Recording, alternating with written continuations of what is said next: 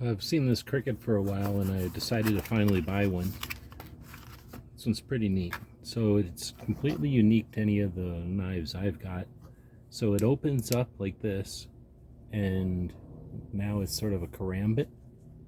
Really nice blade.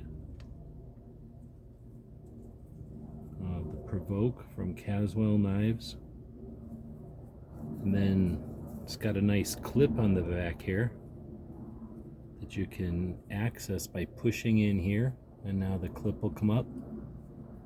And if you want to close it, there's a little section here. You pull up on that and kind of push that trigger, and now it'll fold.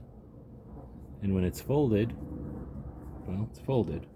And when you need to bring it into play, you can just kind of flick it and it goes into play. I love the orange. Orange and black is really cool. This stone wash is really nice. I'm really enjoying this one. From CRKT, the Kinematic. Hope this helps.